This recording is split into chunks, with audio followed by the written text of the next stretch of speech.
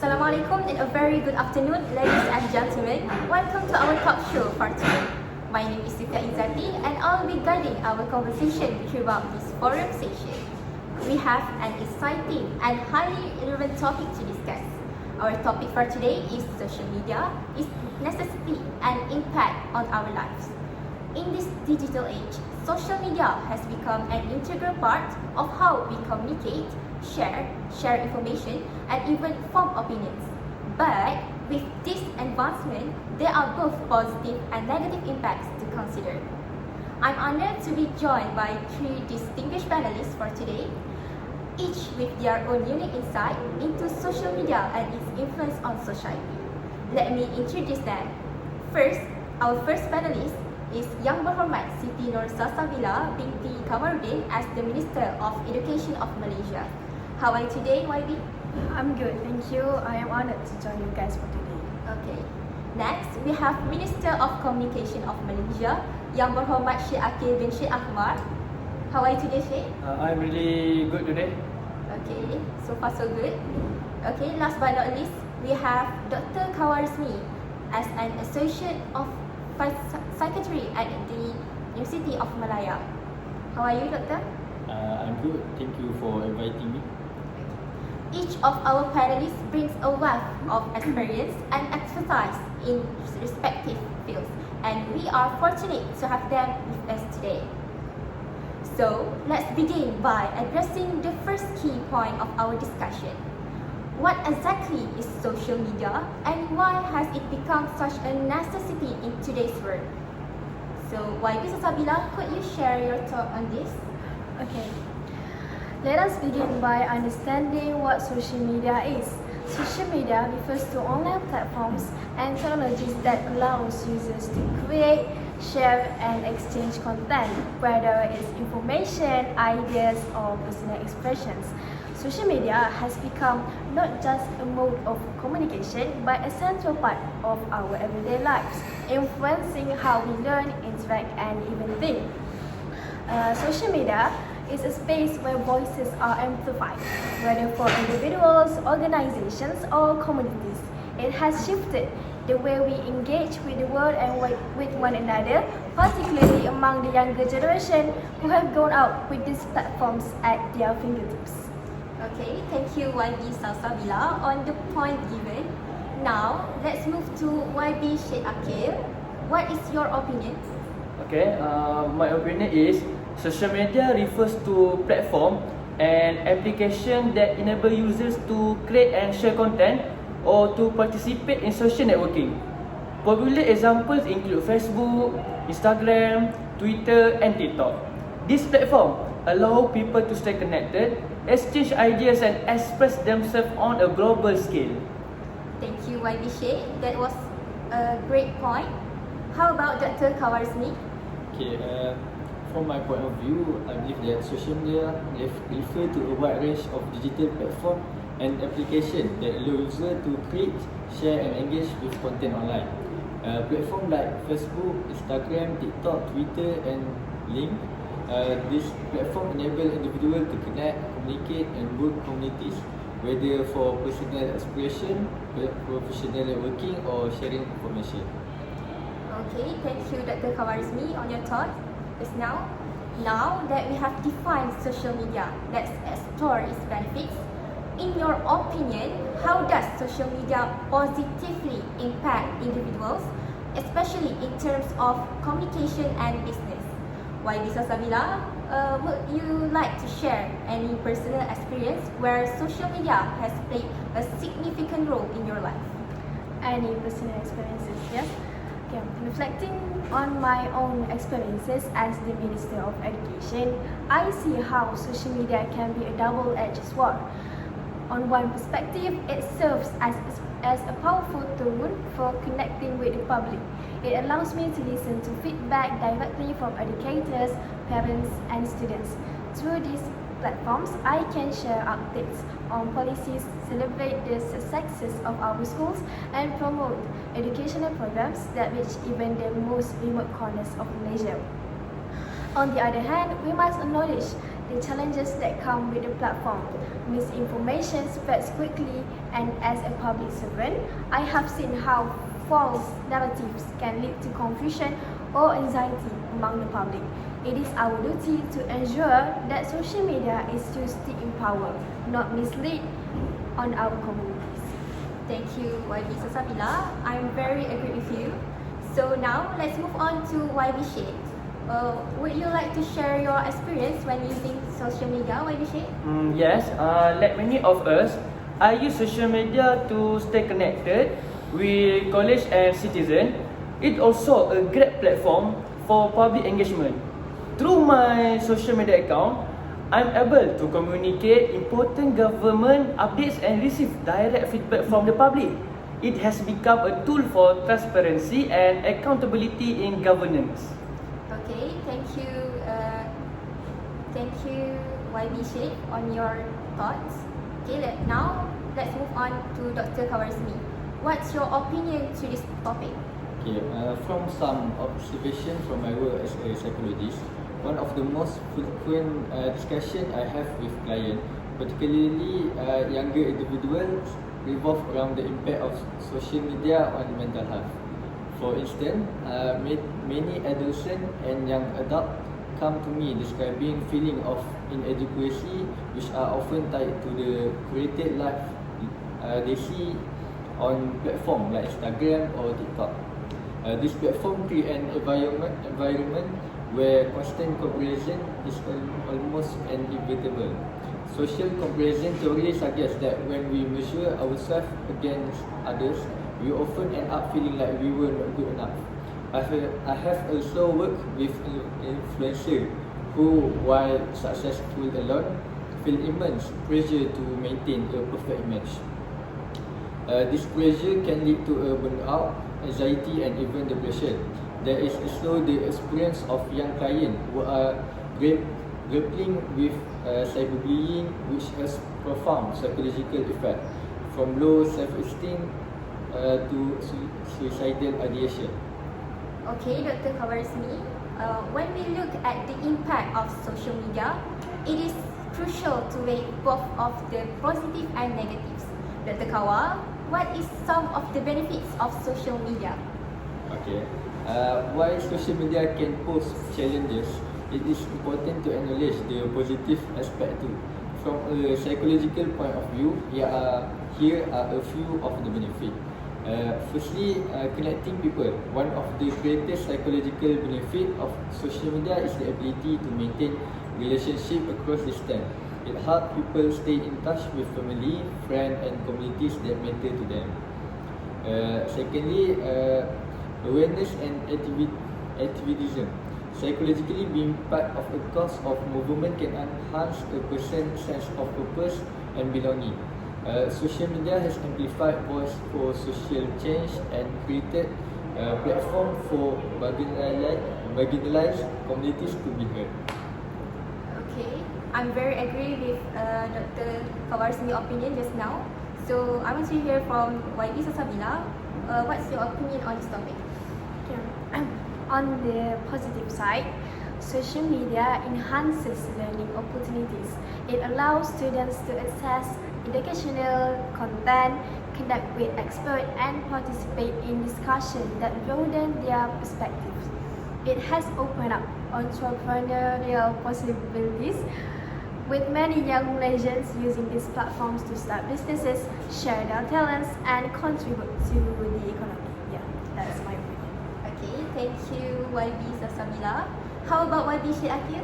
Okay, for my opinion, social media has revolutionized the way we communicate and access information. It enables people to build communities around shared interests, offer a platform for advocacy and social causes, and help spread awareness about important issues. It also promotes creativity.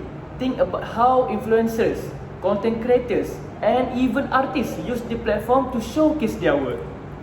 Yes, thank you YB Sheikh Akil. While there are many positive, we can't ignore the negative side of social media. So, what are some of the negative impacts you have noticed, especially on mental health or privacy concerns? as a psychologist, I must emphasize that social media can also have negative effect on mental health, especially on mental health issue. Prolonged use of social media has been linked to anxiety, depression, and self-esteem issue. The constant comparison and the pressure to create an ideal life can lead to a significant emotional distress. Okay, I totally agree with Dr. Kawarizmi. How about YB Sosabila? Are you on the same page with us? As I mentioned earlier, social media is a breeding ground for misinformation. The spread of fake news and false information is a real danger, especially when it involves sensitive issues such as politics, race, or health. It also can affect mental health, particularly among youth who are vulnerable to cyberbullying, social comparison, and the pressure to maintain a perfect online image. These are issues that require our urgent attention as policymakers, educators, and parents. Okay, thank you YB Sosabila. Social media is very dangerous, right? How about YB Shiaki? What is your point of view? Okay, from my point of view, while social media connect us, it also brings challenges like misinformation, cyberbullying, and privacy concern. People, especially the youth, may experience pressure from the unrealistic portrayal of life and success on this platform. Additionally, the addictive nature of social media can lead to issues like reduced productivity and mental health problems. So, social media's influence on youth is another critical point. So, YB Shiaki, how do you think social media shapes the attitude and behavior of young people today? The influence of youth is significant. On one point, social media can be a tool for learning, fostering creativity, and building social skills. However, it also poses risks like exposure to inappropriate content and the pressure to conform to societal standards, which can affect self-esteem and mental health. As a government, we are working on initiatives to promote responsible use among young people, emphasizing digital literacy. Okay, thank you YB Shiaki. Let's move on, Dr. Kawarizmi. As a psychologist, how do you see the impact of social media on youth, Dr. Kawa? Okay, as a psychologist, I often see this key issue. Firstly, social comparison.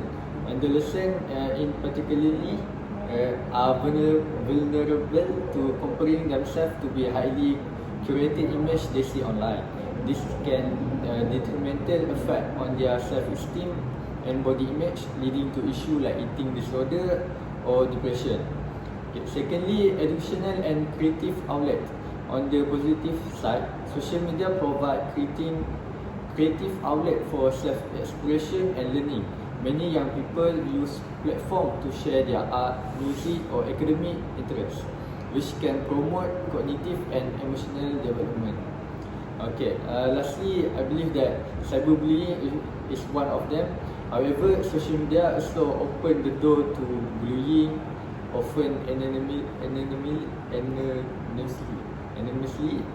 This form of harassment can have long-lasting effect on young people's mental health, leading to isolation, anxiety, and severe emotional distress. Okay, thank you, Dr. Kawa, on your thought just now. So, how about from the educational perspective? Can you enlighten us, YB Sosabila? Okay. Our youth are the most active users of social media, right?